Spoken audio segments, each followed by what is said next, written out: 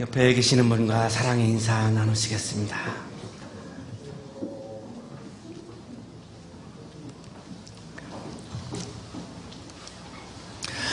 토마스 아퀴나스라고 하는 분은 중세시대의 최고로 위대한 신학자이면서 또한 철학자였던 그 중에 한 분입니다.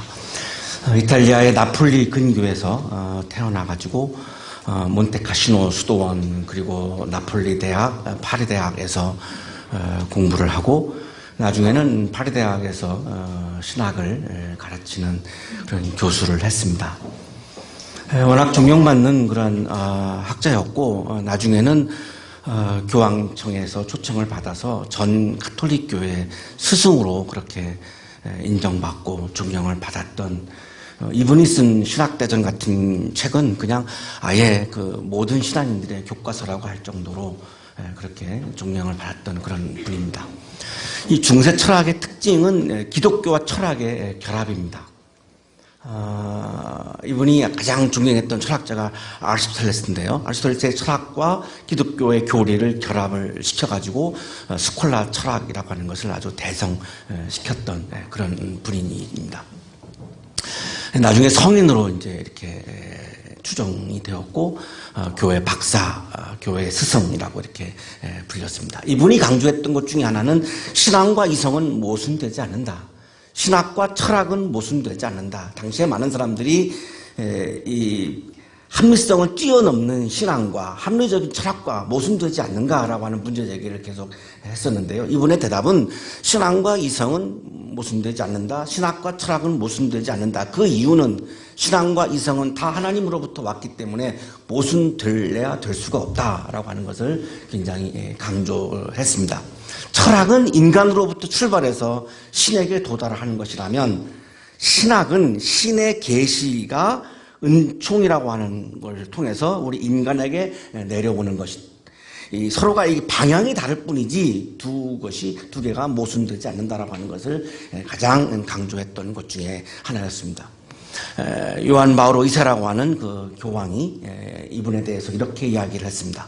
성 토마스가 집대성한 철학적, 신학적 종합은 교회가 온 인류의 건실하고 항구한 자산입니다. 1994년에 이렇게 이야기할 정도로 신학과 철학의 결합, 시도했던 이것은 아직도 굉장히 높은 평가를 받고 있습니다. 교황청이 어려움을 당할 때마다 이분을 초청합니다. 그래서 공회 이런 데 초청을 받아서 많은 사람들에게 좀 이야기를 해달라. 교황들이 그렇게 요청을 해서 어려운 문제들을 풀어가는데 굉장히 많은 이분이 공헌을 하죠. 49세쯤에 돌아가셨는데 그때도 이제 교황의 부름을 받고 가다가 과로하셨는지 이렇게 이제 세상을 떠나고 맙니다. 수시로 이렇게 이제 교황의 부름을 받고 이제 가서 교황하고 대화를 하게 되는데 이노첸시오 4세라고 하는 교황과 대화를 이렇게 나누었습니다. 인용을 하겠습니다. 토마스 아퀴나스는 교황청 발코니에서 교황 이노첸시오 4세와 이야기를 나눴다. 마침 세금을 수송하는 마차가 돈주머니를 싣고 교황청으로 들어오는 것을 보고 교황이 말했다. 저길 보시오. 교회가 금과 은은 내게 없노라고 말하던 시대는 지나갔소. 그렇습니다, 성하. 하지만 교회가 안전뱅이더러 나사렛 예수의 이름으로 일어나 걸으라고 말하던 시대도 지나갔습니다. 굉장히 유명한 대화인데요.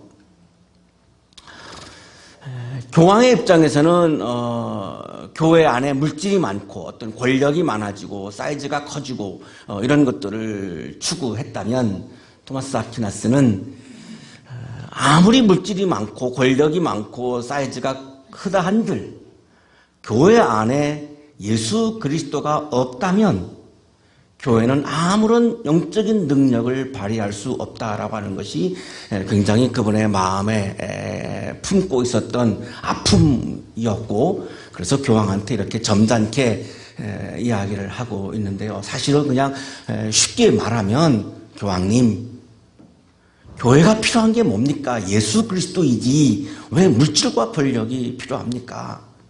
그것이 어떻게 교회라고 말할 수 있습니까?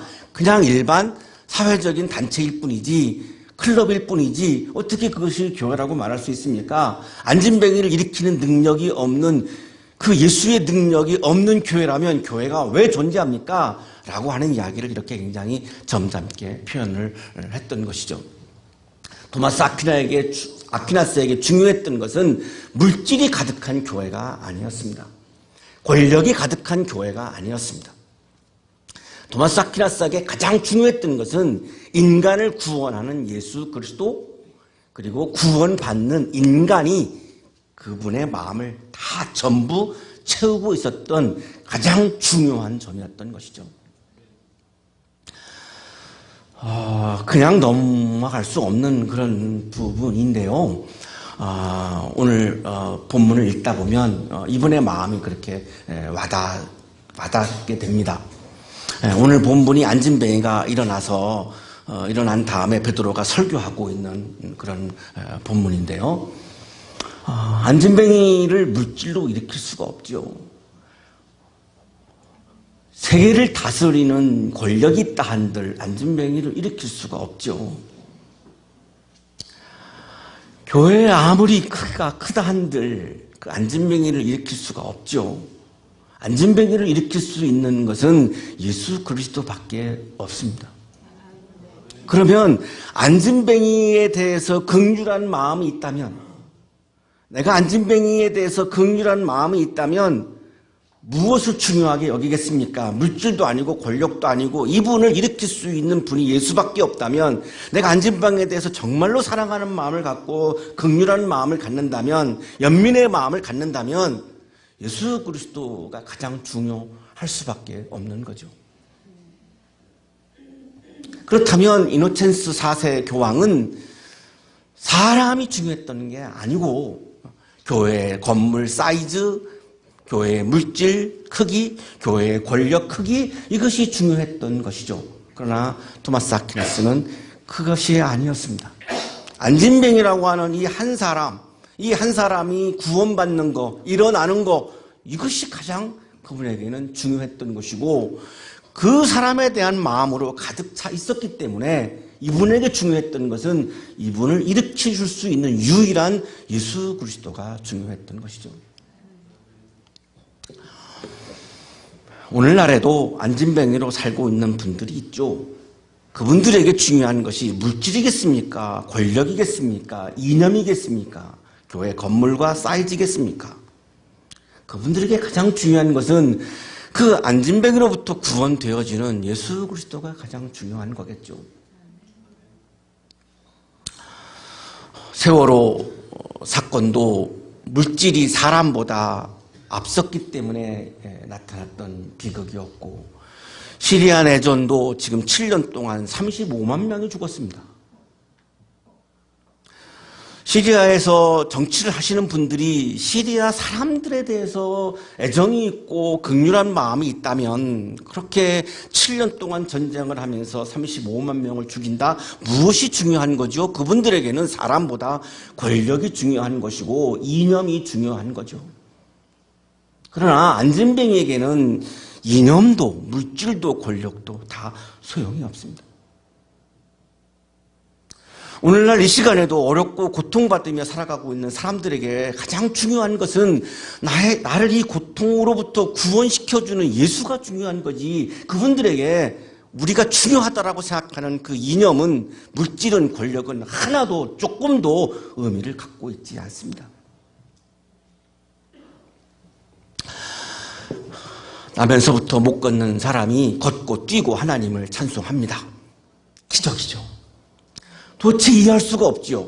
이래서 이제 신앙과 이성, 철학과 기독교는 모순이다라고 공격을 해왔던 건데요. 분명히 그러나 나면서부터 못 걸었던 사람이 걷고 뛰고 하나님을 찬송했습니다. 이 사건은 예수 그리스도 이름 안에서 일어났던 사건이죠. 물질이, 권력이, 이념이 도저히 할 수 없는 그런 사건인 거죠. 자, 그런데 이 나면서부터 못 일어나고 안진뱅이로 살다가 일어난 사람이 베드로와 요한 옆에 꽉 붙어가지고 그 두 사람을 꼭 붙잡습니다. 그 이유는 이 두 사람이 자기를 일으켜준 예수 그리스도를 증언해준 증인이기 때문에 그렇습니다. 이 안진뱅이는 물질이나 권력이나 이념이 나를 일으킨 것이 아니라, 나를 구원하는 것이 아니라 예수 그리스도가 나를 구원했다라고 하는 것을 분명히 알고 있었고, 그런데 이 두 사람이 그 예수를 증언해 준 사람이기 때문에 이 두 사람을 붙잡을 수밖에 없는 거죠. 자, 우리도 모두 예수 그리스도의 은혜와 구원의 은혜와 이 구원의 은총에 감사해서 우리가 기독교인으로 살고 예배에 참석하죠. 자, 그런데 오류가 발생할 수 있다고 하는 것입니다. 그거를 베드로가 분명히 설교를 하는 겁니다.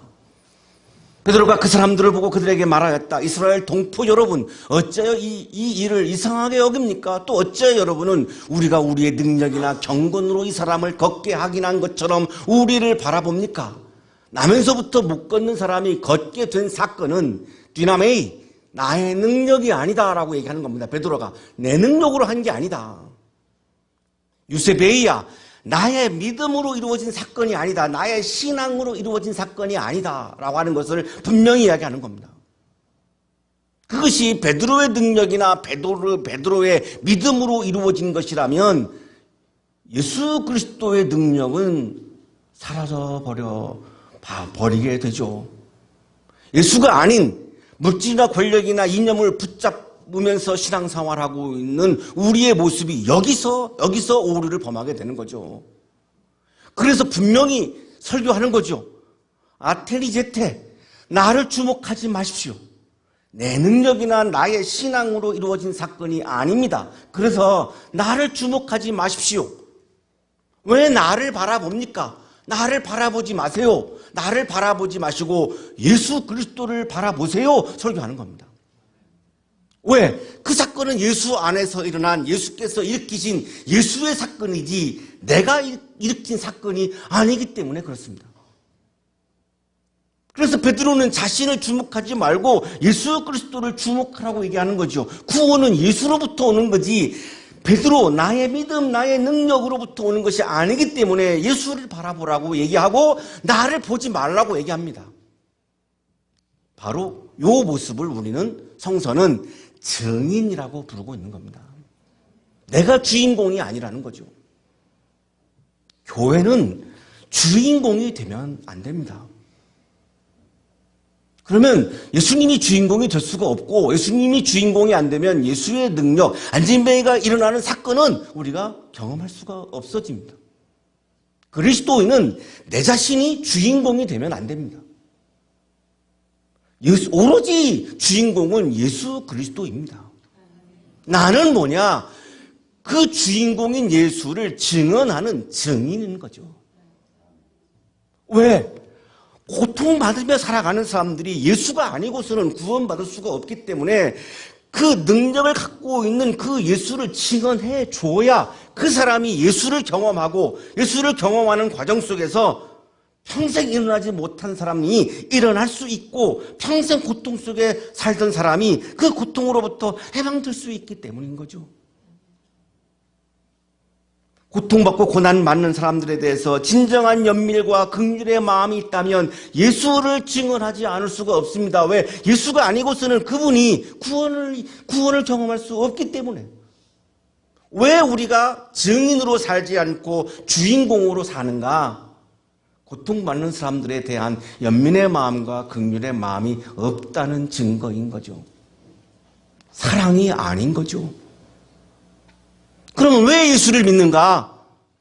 나의 욕망이 이루어지는 것을 위해서 기도하고 싶은 거고 예수의 능력으로 내 욕망을 이루고 싶은 거죠. 엄밀히 말하면 그것은 신앙이 아니라 욕망의 차원인 거죠. 내가 주목받으면, 교회가 주목받으면 예수 그리스도는 주목받을 수가 없습니다. 예수를 가릴 수밖에 없습니다. 어떻게 해서 베드로는 인간인데, 우리와 똑같은 인간인데 어떻게 이럴 수가 있을까? 내가 주목받고 싶을 텐데, 내가 주목받고 싶은 마음이 왜 없겠습니까? 그런데 어떻게 이럴 수가 있을까? 하나님께서 예수를 영광스럽게 하셨기 때문입니다. 그래서 내가 영광 받으면 안 되고 이 예수 그리스도가 영광 받아야 되기 때문에 아주 단순하고 간단합니다. 베드로가 그렇게 할 수 있었던 것은 하나님께서 이 예수 그리스도를 영광스럽게 했다라고 하는 것이 베드로의 가장 믿음이었기 때문인 거죠. 하나님께서 영광스럽게 하신 이분을, 안진뱅이를 일으킬 수 있는 유일한 이분을 유대인들에게 설교하는 거죠. 여러분은 어떻게 했습니까? 그 예수 그리스도를 여러분은 거부했습니다. 거룩하고 의로우신 분, 메시아 하나님의 아들 그리스도를 여러분은 거절했습니다. 그리고 어떻게 했습니까? 여러분은 이분을 죽였습니다. 그래서 그 당시에 부활을 얘기하면 처형을 당했던 거죠. 스데반도 부활을 얘기하다가 처형당한 거죠. 왜? 처형한 사람들 입장에서 자꾸 부활을 얘기하면 자기들의 죄과가 드러나니까 부활이라고 하는 말을 꺼내지도 못하게 했던 거죠. 자, 그런데 지금 베드로는 예수를 죽인 사람들 앞에서 지금 당당하게 설교하는 겁니다. 여러분이 죽였지 않습니까? 하나님이 영광스럽게 하신 그분을 여러분이 죽였지 않습니까? 그런데 어떻게 했습니까? 하나님은 그분을 살리셨습니다. 부활을 지금 이야기하는 거죠. 살리셨습니다. 우리는, 나와 요한은 이 부활의 증인일 뿐입니다. 내가 이것을 증언하지 아니하면, 내가 이것이 증인되지 아니하면 부활의 사건이 묻힐 수밖에 없고, 그 탄압 때문에 묻힐 수밖에 없고, 그러면 진리가 왜곡될 수밖에 없고, 그러면 많은 사람들이 후대에 부활을 경험할 수가 없고, 이것은 안 되기 때문에 나는 목숨을 걸고 이것을 증언할 수밖에 없습니다. 그래서 나는 주인공이 아니고 이분의 증인일 뿐입니다. 증인이 없으면 진리는 묻히게 될 수밖에 없죠.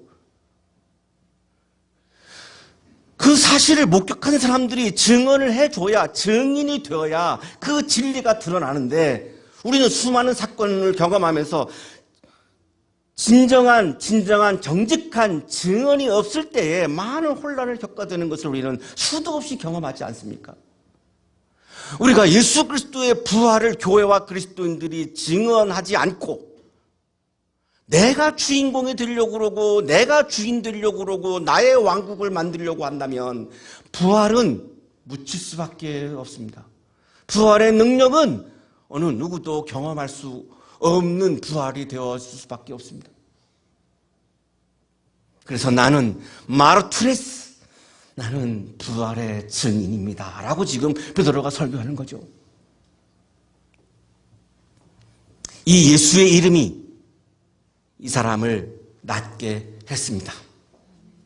믿음이 이 사람을 낫게 했습니다. 물질도 아니고 권력도 아니고 이념도 아니고 믿음이 이 사람을 낫게 했습니다. 이렇게 씁니다. 그런데 그 믿음은 예수로 말미암은 믿음입니다. 이렇게 말합니다. 나의 믿음 이런 것은 존재하지 않는다는 거죠. 우리 교회는 그런 게 없습니다만 일반 교회에 있을 때 경험한 건데, 믿음을 가지고 경쟁을 합니다. 나의 믿음이 더 좋으냐, 너의 믿음이 더 좋으냐, 이거를 평가하고, 이거를 경쟁하고, 이거를 우월을 이렇게 나눕니다. 믿음은 평가할 수도 없고, 우월을 가릴 수도 없고, 더 좋고 더 나쁜 것이 있는 게 믿음이 아닌 거죠. 왜? 모든 믿음은 예수로부터 온 믿음인데, 예수로부터 온 믿음을 우리가 어떻게 평가합니까? 그거를 평가할 수밖에 없는 것은 누가 장로가 되어야 되느냐, 이 경쟁 때문에 믿음을 평가합니다. 일반 교회에서는. 그래서 믿음이 더 좋은 사람을 장로로 세워야 하니까. 그러나 믿음은 평가할 수가 없습니다. 예수로부터 온 믿음을 감히 내가 어떻게 평가할 수 있겠습니까? 나의 믿음은 안진뱅이를 일으키지 못합니다. 예수로부터 온 믿음만이 안진뱅이를 일으킬 수 있는 거죠. 진정한 믿음은 예수로부터 온 믿음이지 나의 믿음이 아닌 거죠. 예수님께서 베드로를 먼저 찾으셨죠. 베드로가 믿음이 있어서 찾아갔나요? 베드로가 예수님을 만나기 전에 업으로 있을 때는 믿음이 없었습니다. 그런데 예수님은 믿음이 없는 베드로를 찾아갔죠. 그래서 믿음이 생겼습니다. 그러면 그 베드로의 믿음은 예수로부터 온 믿음이죠. 베드로가 자기가 자기의 힘으로 노력을 해서 생긴 믿음이 아니라 전적으로 예수로부터 온 은총으로 온 믿음인 거죠. 베드로가 안진뱅이가 믿음이 없는 안진뱅이가 베드로를 찾아온 게 아니죠. 걷지도 못하는데요. 믿음이 없는 안진뱅이를 베드로가 찾아간 거죠. 그래서 베드로가 예수를 증언했고 예수의 증언을 듣다가 이 사람이 믿음이 생긴 거죠. 그러면 안진뱅이의 믿음은 나의 믿음이 아니라 예수로부터 온 믿음이죠. 그 예수로부터 온 믿음은 안진뱅이를 일으켰습니다. 그러나 이천진의 믿음은 안진뱅이를 일으킬 수 없습니다. 그래서 저의 믿음은 하나도 중요하지 않습니다. 우리 목사가 믿음이 얼마나 좋은지 여러분에게는 중요하실 수 있을 것 같습니다. 교인의 입장에서 우리 목사가 믿음이 있는지 없는지, 있다면 얼마나 있는지 중요할 수도 있을 것 같은데요. 저는 저의 믿음이 하나도 중요하지 않습니다. 저의 믿음은 아무런 능력이 없습니다. 저의 믿음이 중요한 것이 아니라 오로지 예수 그리스도만 중요합니다.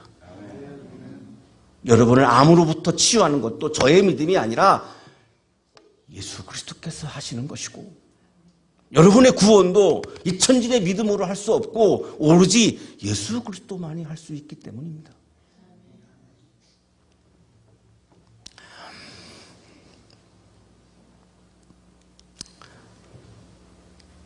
그런데 동포 여러분은 여러분의 지도자들과 마찬가지로 무지해서 그렇게 행동했다는 것을 나는 알고 있습니다. 자, 예수님을 죽인 사람들한테 베드로가 이렇게 말하죠. 동포 여러분, 아델포이, 브라더, 형제라고 불러요. 정말 대단하죠. 자, 나의 스승을 죽인 사람들인데 이 원수 같은 사람들을 앞에 놓고 이 베드로가 동포 여러분, 사실은 이게 뭐 아델포이, 형제 자매 여러분, 이런 표현입니다. 나의 형제여, 이렇게 얘기합니다. 어떻게 그게 가능할까요? 딱 이유는 하나입니다. 여러분이 무지해서 그렇게 행동했죠? 배려하는 거죠. 여러분이 몰라서 그랬던 거잖아요. 굉장히 배려하는 거죠. 여러분이 알고 한 게 아니잖아요. 몰라서 그랬잖아요. 모르니까 그럴 수도 있었겠죠. 하나님께서는 모든 예언자의 입을 빌어서 그리스도가 고난을 받아야만 한다고 미리 선포하시는 것을 이와 같이 주셨습니다. 그래서 여러분들을 통해서 고난과 부활을 하나님이 이렇게 이루어 가셨잖아요. 이 사람들의 죄에 대해서 굉장히 지금 따뜻하게 배려하는 말씀을 계속합니다. 왜 그랬는가가 마지막 19절입니다. 이유가 딱 하나입니다. 왜 베드로가 이 자기 스승을 죽인, 예수를 죽인 이 사람들을 이렇게 배려하는가? 딱 하나, 그거는 회개하고 돌아와서 죄 씻음을 받으십시오, 이거입니다. 회개하고 돌이킬 수 있는 기회를 주고 싶은 겁니다. 그것이 또한 주님이, 나의 선생님인 주님이 원하시는 거였기 때문에. 정죄하지 않는다고 해서 죄가 아닌 것은 아니죠. 죄는 죄죠. 단 베드로가 지금 정죄하지 않고 있는 거죠. 왜? 정죄하지 않고 회개하고 돌이키라고 하는 것이 중요하기 때문에. 그래서 이들도, 예수를 죽였던 이들도 예수로부터 온 믿음을 경험하고 부활하신 예수를 경험해서 예수를 죽였던 이 사람들이 변해서 이제는 예수를 증언하는, 부활의 예수를 증언하는 증인이 되어질 때에 전 세계에서 많은 고통받는 사람들이 구원받고 부활할 수 있는 가능성들이 열릴 수 있기 때문에, 그것 하나 때문에 지금 회개하고 돌이키라고 지금 배려하며 이야기하고 있는 거죠. 회개는 메타노니아, 방향을 전환하는 거죠. 그동안은 내가 나의 욕망을 위해서 걸어갔습니다. 죄의 길을 걸어갔습니다. 나의 나라를 만들려고 걸어갔습니다. 나의 욕망을 이루려고 예수님을 이용까지도 했습니다. 자, 그런데 이제는 그 길을 전환해서 돌이켜서 하나님을 향해서 걸어가고 내가 예수 그리스도를 향해서 걸어가고 하나님 나라를 위해서 걸어가는 방향을 전환하는 것, 이것이 바로 메타노이아 회개인 거죠. 이렇게 하지 아니하면 부활을 증언하는 증인으로 변할 수가 없기 때문인 거죠. 유대인들은 나의 나라를 지키려고 하나님 나라를 이야기하는 예수를 죽였습니다. 그거를 전환해서 이제 하나님 나라를 인정하고 하나님 나라를 향한 가는 길로 내 인생의 길을 전환하라는 겁니다. 김경진 교수의 주석입니다. 많은 사람이 자신들의 불순종을 인정하지 않고 죄로부터 돌아서지도 않은 채 그리스도와 연합함으로써 생겨나는 혜택을 누리기를 원한다. 나의 욕망을 이루어지기를 바라면서 하나님의 뜻은 전혀 안중에도 없고 하나님의 나라는 안중에도 없고 오로지 나의 나라, 나의 왕국, 나의 욕망을 이루는 데 혈안이 되어 있으면서 그것이 내 힘으로 안 되니까 거기에만 예수의 능력을 이용하려고 한다라고 지금 주석하고 있는 겁니다. 사도행전 3장 19절에 대한 주석입니다. 베드로는 자신의 욕망과 자신의 나라를 추구하지 않았습니다. 예수 그리스도와 하나님의 나라를 이야기했고 예수 그리스도의 증인이었고 하나님 나라의 증인이었습니다. 교회와 그리스도인은 자신만을 위해서 존재하는 이기적인 존재가 아닙니다. 자신의 나라만을 확장하는 권력적인 존재도 아닙니다. 교회와 그리스도인은 예수 그리스도와 하나님 나라를 위해서 존재하는 예수 그리스도의 증인입니다. 우리 한양대학교회와 우리 모두가 부족하지만 나의 나라를 확장시켜가는 그런 욕망의 사람, 욕망의 교회, 권력적인 인간, 권력적인 교회가 아니라 이 땅에 고통받고 있는 사람들을 내가 불쌍히 여기고 긍휼히 여기고 연민의 마음을 품으며 그들에게 부활하신 예수 그리스도를 경험할 수 있도록 도와주는 부활하신 예수의 증인으로 살아가는 우리 모두가 되시기를 주님의 이름으로 축복합니다. 거룩하신 주님, 부활하신 그리스도시여, 우리에게 부활의 믿음을 주셔서 감사합니다. 부활의 능력을 고통받고 있는 많은 사람들에게 전하는 부활하신 예수의 증인으로 살아갈 수 있도록 믿음에 믿음을 더하여 주옵소서. 예수 그리스도의 이름으로 기도하옵나이다.